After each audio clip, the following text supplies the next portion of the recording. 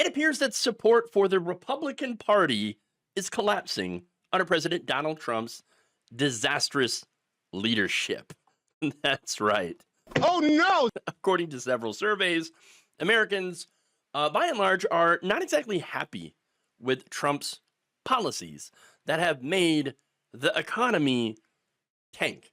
Okay, things are not going well out there, and as a result, of course, Trump has backed off on a lot of his disastrous tariffs, which is hilarious to see. But the damage is already done. So let's get to the polling. An April 16th poll of 1,000 registered voters conducted by RMG Research, which is a public opinion research firm founded by conservative pollster Scott Rasmussen, yes, of Rasmussen, for Napolitan News Service.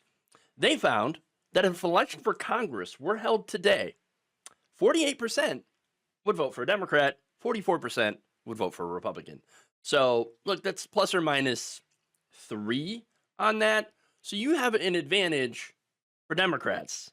Now, when you include those who lean Republican or Democrat, so you get the leaners, the independents, the Democratic lead increases to 50%, while Republican support increases to 45%. So, not very much excitement for Republican candidates. Gee, I wonder why. Now, that, of course, is a 7-point swing since February, according to the pollsters. Before Trump was inaugurated, Republicans had a 7-point lead over the Democrats. So, I mean, a bit of a disaster. It's almost like their policies are terrible and people hate them. Oh, weird. Weird. Look, it's weird, though, how they keep on winning, which is very strange. I wonder why. Oh, right. It's because they constantly lie about their plans and their policies. They call them Orwellian names, like the, Pro-America Puppies and Kittens Act, which, of course, has nothing to do with puppies, kittens, or being pro-America. It's like a fossil fuel bill or something like that. That's the kind of stuff that they do. Okay? They have entire think tanks out there dedicated to try to find a way to package up their terrible policies in a way that dupes the American people into supporting them. That's what they do. That's part of what they do, actually. The other part is that they will laser focus on a wedge issue that affects like 3 people. Okay? Trans girls in sports. Great example. There is a handful of trans girls who play sports in the entire country. Okay? A handful. And what did the Republicans focus on? Exclusively, trans girls in sports, trans girls in sports, trans girls in sports. That's it. I mean, that's what they do. Again, this is something that literally hurts no one, trans girls in sports, but it amps up the right-wing culture warriors so that they will vote against their own financial best interests.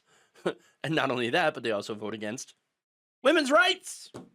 Yeah, that's another thing Republicans have been doing. Taking away women's rights. And they claim to want to be protectors of women. Please give me a freaking break. You're not protecting women.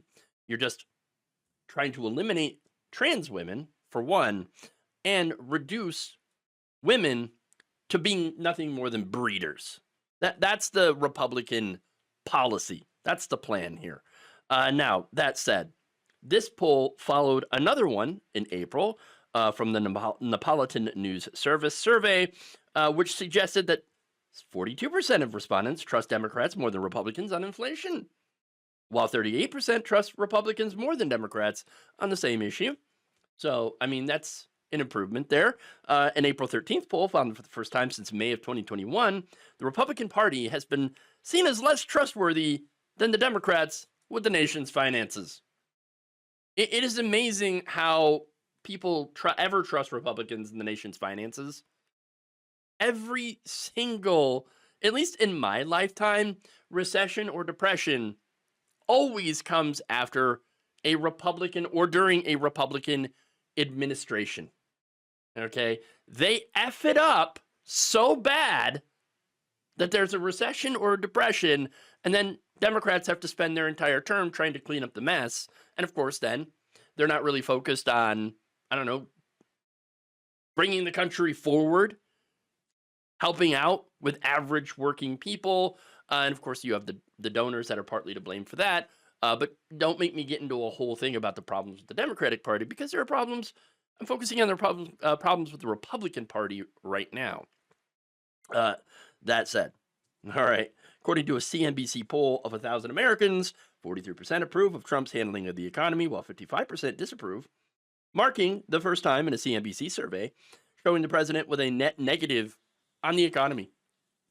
Oh, disaster. But that's not all. Oh, it gets worse. A new Reuters Ipsos poll found that just 37% of Americans approve of Donald Trump's handling of the economy. Still too high, but we're getting there. It's the lowest figure on the topic spanning both of his presidential terms. And let me be honest about that. Biden still scored lower on the economy. So let's be fair about that, right? But again, we're talking about inflation, which is a serious issue. And so you have these economic headwinds that the Democrats continue to face, okay? And a lot of it is caused by either Republicans or mass corporate donors, okay? Massive corporate donors that make sure to pay politicians to not solve these problems because, well, why? Why wouldn't they want to solve the problems? Well, because somebody's getting rich off these problems, okay? And it's corporate America. That's why they didn't want to solve the inflation problem, because half of the inflation, remember, was caused by corporations, corporate greed. It's the greedflation, all right? So let's be very clear about that.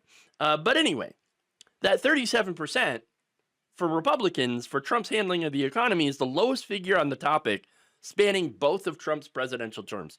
So remember, at the end of Trump's first term, we were in an economic disaster as a result of COVID. And now it's even worse. Okay? His polling on the economy is even worse than back then. Disaster. Nearly 75% of Americans, yes, adults, say that they are worried about a recession now. And more than half of respondents, 56%, said Trump's retooling of the economy, if you want to call it retooling. I mean, I know that there's a tool here somewhere, okay? But they say that the retooling is too erratic. No kidding. And that includes about 1 in 4 Republican voters, so about a quarter. So congratulations. If you're wondering what's going on here and why this is different than the first Trump administration, let me tell you why. This is what happens when you unleash Trump. The reason that this is different is because than his first term is because Trump was restrained by the adults in the room. All right, so-called adults in the room. I may disagree with them, okay, on a lot of these issues. I mean, you get people like Steve Mnuchin in there. I don't like Steve Mnuchin at all. But the guy, at least to his credit, did not want to crash the global economy. Whereas Trump doesn't give a damn about the global economy. Look, he got rid of all those people, those adults. And now is giving us unadulterated Donald Trump. Which, shocker, is about as stupid as all of us imagined. Yes. Stupid. Look, here's the thing, though, okay?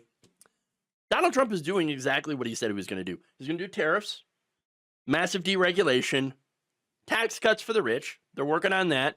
And the cutting of the government. That's it.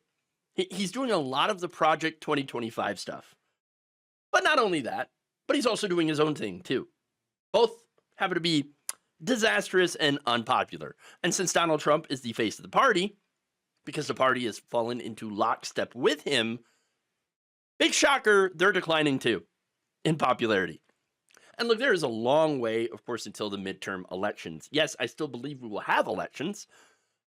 At how much those elections will be weighted towards Republicans to help Donald Trump, I don't know. I can't say. But as long as there's still a vote, I'm going to be damn sure to show up and cast it. All right. But anyway, since there is a long way until those midterm elections, which could be a game changer and a way to try to stop Trump's destruction of the government, well, his policies will continue to take hold and drag us towards a recession. And that means the Republican Party is going to be in an even worse position when those midterms come around, unless they figure out a way to fix their mess, and which I don't really have a lot of faith in them to do so. It's like they're stuck with their mess, and because they're stuck with Donald Trump, because that's who they support, lockstep. Okay, so right now, though, it is interesting because there are some Republicans talking about we should maybe think about taking our tariff powers back, because then it turns out it's crashing the stock market and I'm losing money. Oops.